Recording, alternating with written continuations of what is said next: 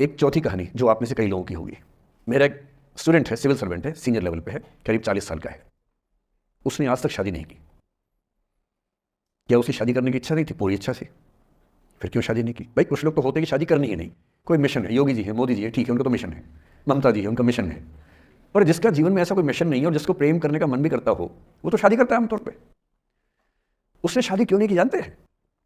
जब वो 25-26 की उम्र में था, जब वो मेरा विद्यार्थी भी था, एक दिन मेरे पास आके बोला कि सर एक बात करना चाहता हूँ। मुझसे मेरे स्टूडेंट्स ऐसी बातें खूब करते हैं पर्सनली आके, अब तो मैं टाइम कम दे पाता हूँ, पहले तो ये सब होता रहता था क्लास के अलावा।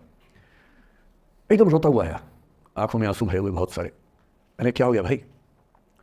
तो फिर उसने किसी का नाम बताया कि सर वो है मेरी स्टूडेंट थी, कि सर उसके साथ रिलेशनशिप थी, उसने धोखा दिया है मुझे। अच्छा, धोखा देने वाली कहानी मुझे बहुत अपील नहीं करती। मेरा मानना है कि दोनों पक्षों की गलतियाँ होती हैं। आप केवल अपने पर्सपेक्टिव से सोच सोच के धोखा करते रहते हैं, ऐसा थोड़ा ना होता है भाई।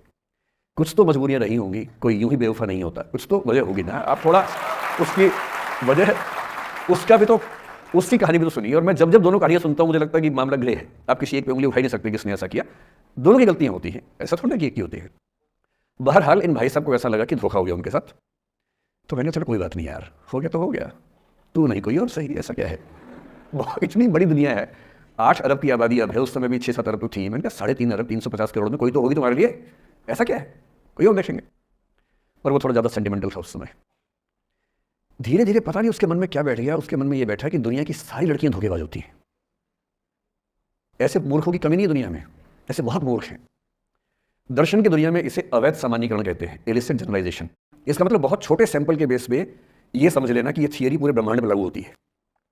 एक लड़की ने धोखा दिया, मान लीजिए धोखा दिया, धोखा इसने दिया कि उसने दिया कि किसी ने दिया, जो भी कहानी हो, एक सैंपल से ये मान लेना कि सब ऐसे होते हैं।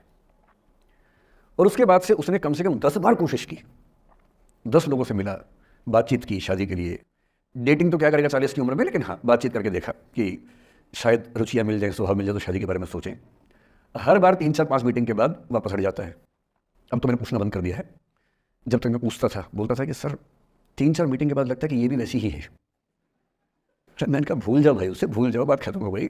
उसके बच्चे घूम रहे हैं आजकल स्कूल में, अब तुम कम से कम शादी तो कर लो।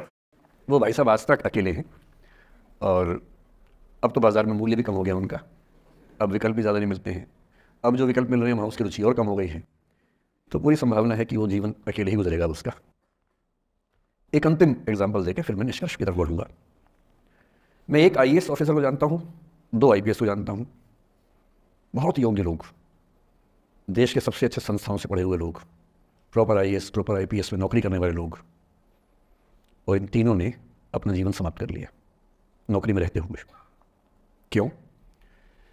क्योंकि नौकरी और घरेलू जो दुविधाएं थी उनको झेल नहीं पा रहे।